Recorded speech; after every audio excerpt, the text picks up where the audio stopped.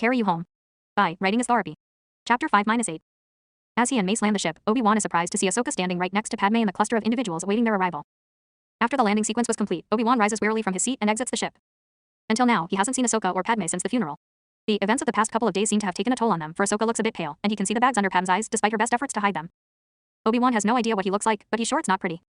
He also takes note of Ahsoka's, Padme-esque clothing choices, a peculiarity that he suspects comes with an interesting backstory. Obi-Wan feels Ahsoka's eyes on him and concentrates his attention on the lavish architecture surrounding the open courtyard, an unconventional choice meant to protect the Chancellor in which they had landed. He jolts as a hand rests on his shoulder. Mace is looking at him, a slight crease in his brow. You still in there, Obi-Wan? We have to secure the perimeter and go to the briefing about tonight. Why yes. Yes. Right away. With a hasty nod towards the Queen and her entourage, he follows after his fellow Jedi. As Obi-Wan stands guard near the Chancellor and his associates, the stage set and shielded, all he can think about is how celebrating is absolutely the last thing he feels like doing. Citizens of Naboo, human, Gungan, and everything in between are settled in tiered seats surrounding the central podium. The Jedi, CSF, and Naboo security force all conduct discreet security checks to ensure the safety of the area before the all-clear is given. Obi-Wan, who is stationed closest to the Chancellor, is the one to tell him they are ready. Acknowledging this with a nod, the Chancellor rises from his seat and walks to the podium, looking around at those gathered before he begins. It is an honor to be here for this momentous occasion, he begins, his words amplified by the sound equipment. The pride I feel for this planet cannot be put into words. 847 years ago, Naboo joined the Republic. And tonight, we celebrate that union. Take a moment and look around this glorious city of yours. It wasn't long ago this was all plasma mines. Naboo has indeed come a long way.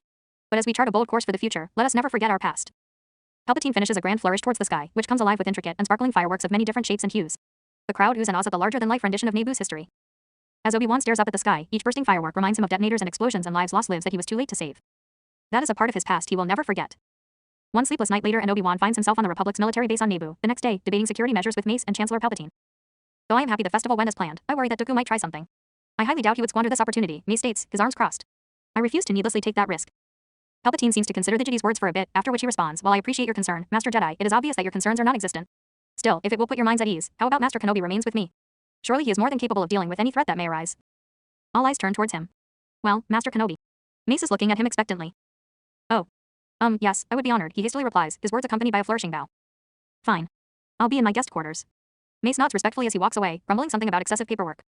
Obi-Wan has never felt such a strong urge to tell the Chancellor of the Republic to shut up. Of course, he would never do such a thing, but the sentiment remains. Palpatine has been attempting to strike up a conversation, to which Obi-Wan has responded the least he can without coming off as rude. We will leave as soon as Queen Niatni's banquet is over, the Chancellor says seemingly at random. I also want to say goodbye to Senator Amidala. She has been a very gracious host, especially considering everything that has occurred. Speaking of which, I wanted to extend my deepest condolences to you, Master Jedi. Anakin was a dear friend of mine, and I was deeply saddened to hear of his loss. Obi-Wan nearly stumbles. Yes, thank you, Chancellor. They walk the rest of the way in silence, the unlit hallways whispering of fear and pain and death from what feels like a lifetime ago. The two round the bend and reach the entrance to the chamber, which automatically opens for them. The banquet hall is dark and shadowy when they enter. What little light filters through the windows casts eerie shadows that seem to devour everything in their path. The Force rings with warning, but the door slams shut when he turns around to escape. Chancellor, stay behind me. Yes, Master Kenobi. The Force flares, suddenly saturated with dark, screaming there, look. Sitting at the head of the table is Dooku. Obi-Wan feels his blood begin to boil. This man, his master's master, is responsible for Anakin's death. His Padawan would demand retribution for his despicable actions, prompting Obi-Wan to lightly reprimand the knight and remind him of his duties. But of course, that is no longer an option. So Obi-Wan will do what Anakin cannot. Count Dooku, he says in greeting, his voice kept neutral, by sheer force of will. Kind of you to make an appearance. Master Kenobi, a pleasant surprise. Strange to see you without your apprentice yapping at your heels. Oh wait, he smiles, cruel and triumphant. Your overt attempts at goading me will not work, Dooku. Oh, I don't need them to. The Count grins menacingly and is swallowed up by the shadows. Obi-Wan notices two Magna Guards emerging from the shadows, the ends of their electrostaffs crackling with energy. His eyes dart around as he quickly assesses the situation. In the blink of an eye, his saber is locked with Magna Guard staff while another approaches him from behind. He twirls his lightsaber in an arc to deflect the guard staff, force pushing it away. The Magna Guard behind him jabs his staff forward and Obi-Wan dodges and lunges, bringing his lightsaber up in a slash that separates the Magna Guard from its arm, followed by a bisecting swipe. He avoids the first Magna Guard's punch and crosses behind, running it through with his lightsaber before it even has the chance to process his location. With the Magna Guards taken care of, he locates Dooku. The Count had advanced upon the cowering Chancellor, blade unlit but intentions clear. Utilizing the Force to enhance his speed, Obi-Wan blocks Dooku's path, saber pointing directly at the Sith. Chancellor, I think it best if you leave, Obi-Wan says, his uncompromising gaze glued on the threat before him. Yes, that is a good idea. There's a swish of cloth and the sound of an electronic door as Palpatine flees the scene, leaving only him and Dooku. It seems you've gone and ruined my plans, the Sith declares impassively. No matter. Your life will be a worthy consolation prize. Dooku draws and ignites his blade, bringing it vertically in front of his face and swinging it down in a classic Meikashi flourish, a direct challenge. Obi-Wan stares his opponent in the eye, pale blue meeting Sith gold. Then he breathes. In and out, inhale and exhale, his body and mind centered and focused. Obi-Wan strikes first, a controlled yet sweeping motion that is blocked with a flick of Dooku's blade. The Count retaliates with a flurry of powerful and precise attacks, one hand behind his back. Obi-Wan parries and dodges each blow, attention on the fight in front of him, and not what Dooku had done to his Padawan, to his best friend. An intense force push slams Obi-Wan into a pillar. He shakes his head, attempting to clear his vision of the fuzzy, dark spots that dance in front of him. He locates his lightsaber and staggers to his feet. Igniting his saber, he sneers at Dooku. Is that all? He taunts. Quite disappointing, really. Waving his hand toward a pristinely set table, Dooku sends forks and other pieces of chinaware streaking towards Obi-Wan, who dodges and slices the weaponized tableware. One of the forks spears his left arm, which he pulls free with a pained grunt. His view of Dooku is blocked by the chairs that join the assault and are subjected to the same treatment. He runs towards the last chair and uses it for leverage to leap towards Dooku.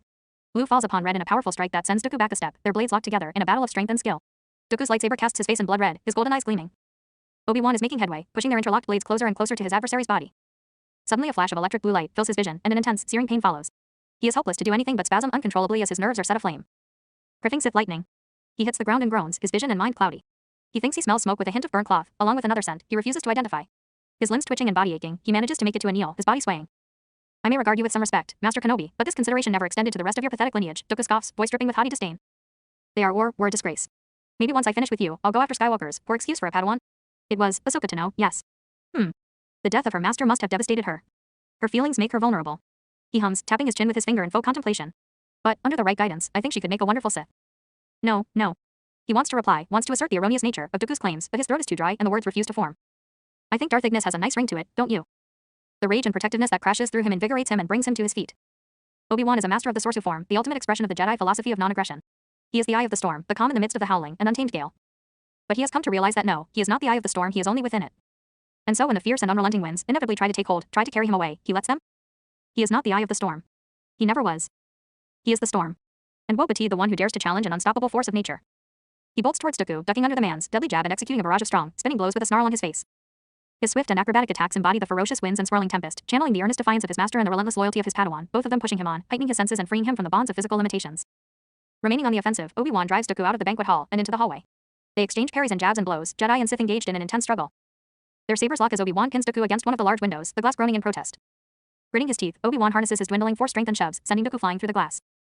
Obi-Wan leaps through the shattered window after him, using the force to control his descent onto the exterior platform below. Dooku regains his footing and growls at Obi-Wan, lurching to his feet. With a savage cry, Obi-Wan charges, his lightsaber humming in at the ready. Their blades strike wildly, devoid of their previous control, precision, or efficiency. Their attacks are desperate and ruthless. Both men have been brought to the physical and mental brink, yet neither one leaves room for hesitations or feints. But then Obi-Wan sees it. For just one beautiful moment, there is an opening in Dooku's defense. With the power and strength of his Padawan, Obi-Wan lunges, thrusting out his blade as Dooku, anticipating his move, goes for a lethal jab. Everything stops. There they stand, panting, arms outstretched.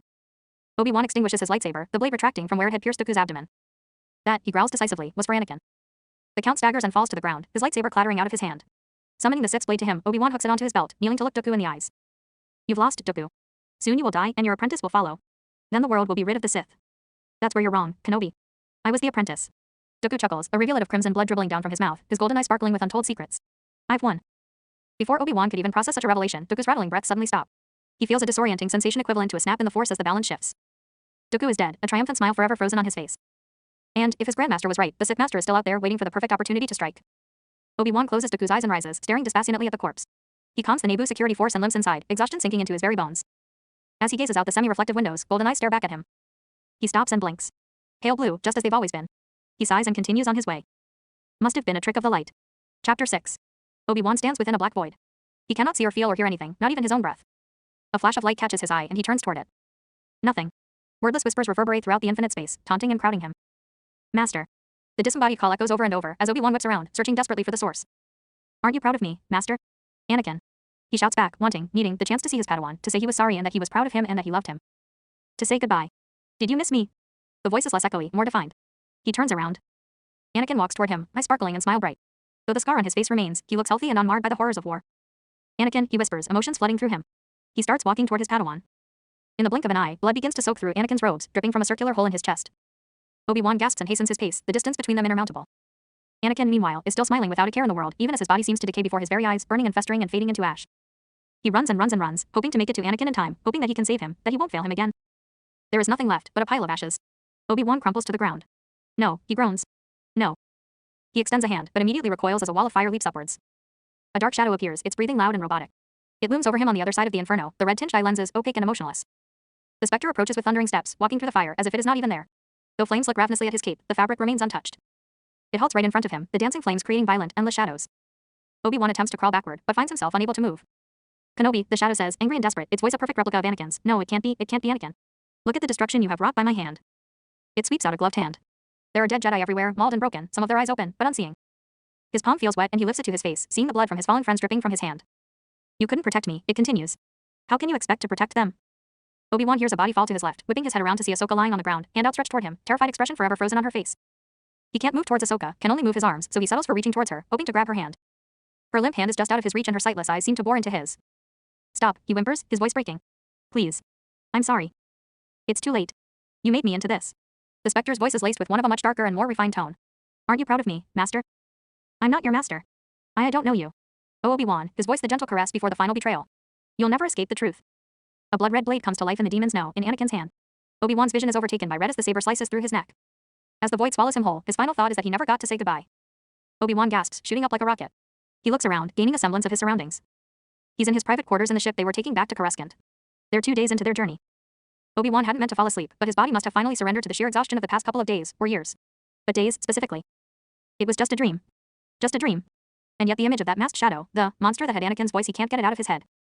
Obi-Wan wearily rubs his eyes with the heels of his hands and rises from his bunk. He won't be getting any more sleep tonight. Despite having spent many a night cycle on a ship, Ahsoka has always struggled to fall asleep in one. Early on in their partnership, Anakin had taken notice and began meditating with her each night. The tradition soon became a nightly routine, regardless of whether they were on a ship or in the temple. Ahsoka knew he found traditional meditation to be quite difficult, so she appreciated his willingness to do so for her.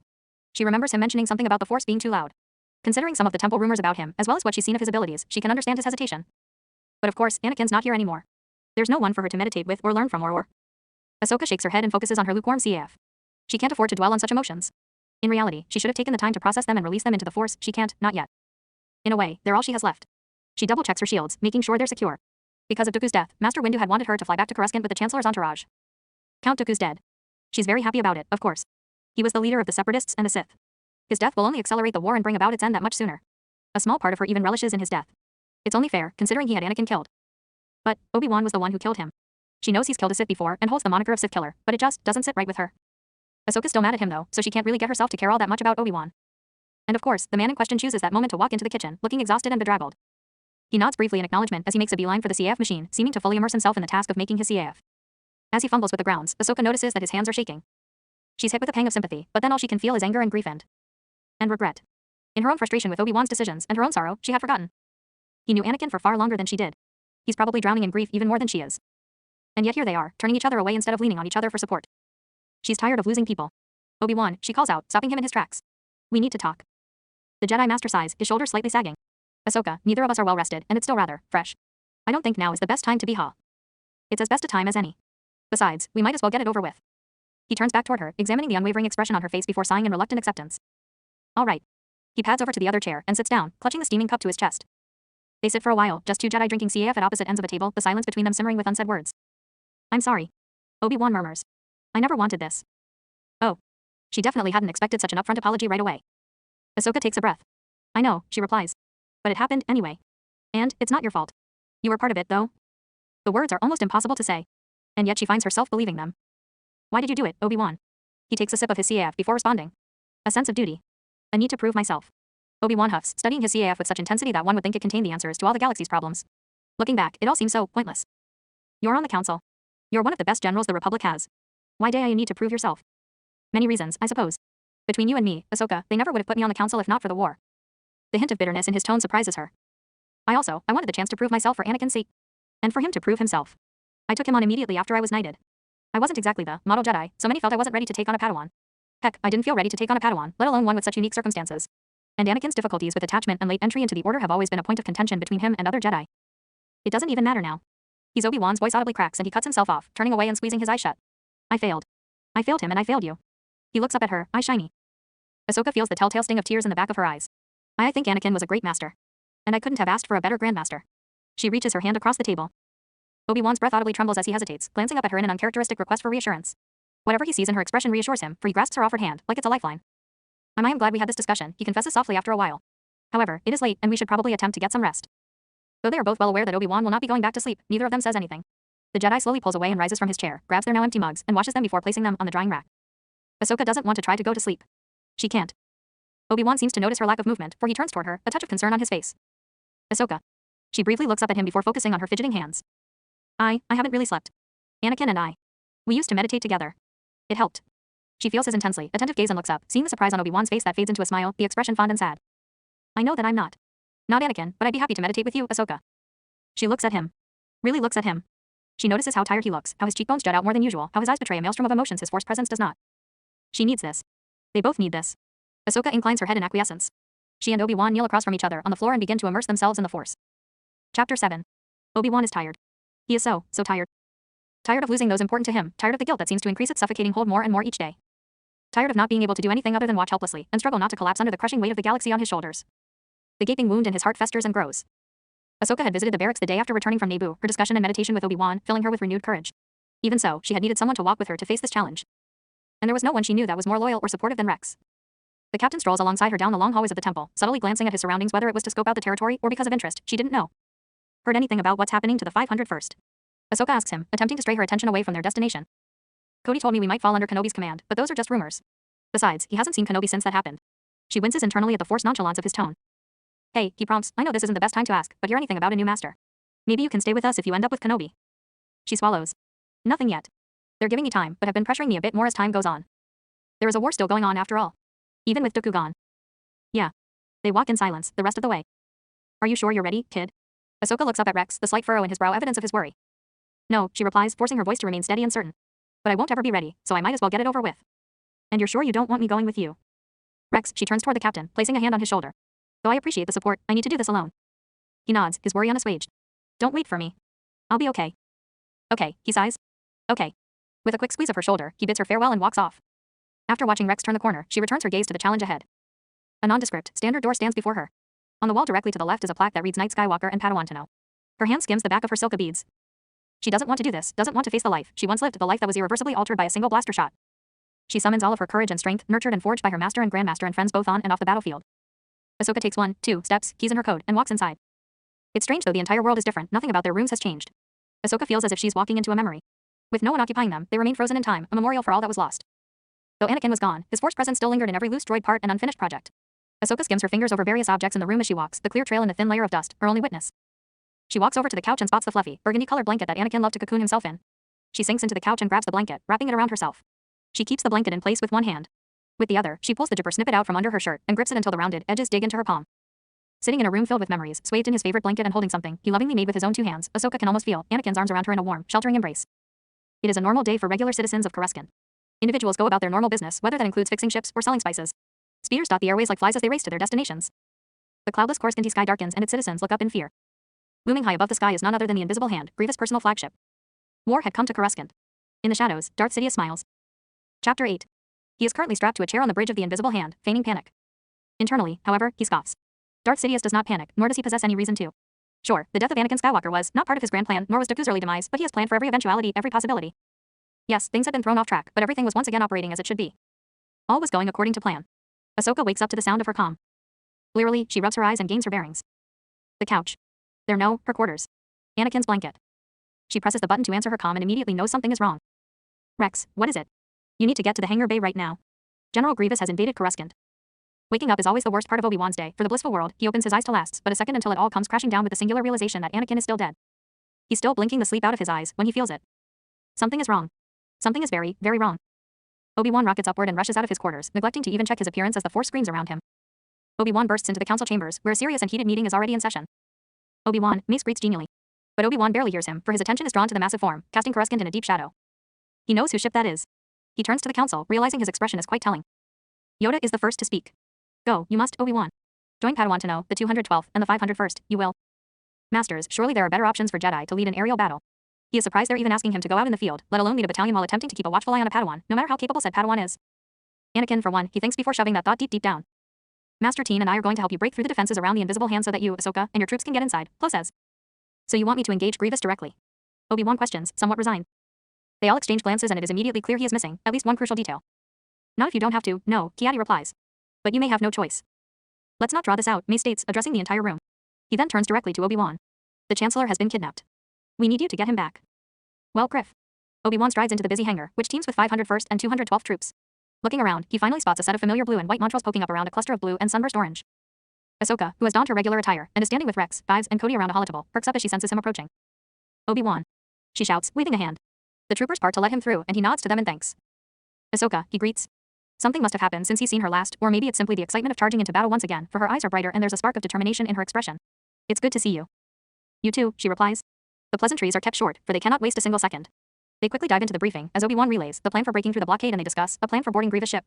Usually, this was a process that involved some bickering and a dash of playful banter, but the situation was too serious and time-sensitive, and the spot at Obi-Wan's right too empty. Winning this battle could end the war, Ahsoka reminds them. So let's win this for everyone who couldn't be here to see it. She holds her head high, eyes alight with painfully familiar resolve and confidence.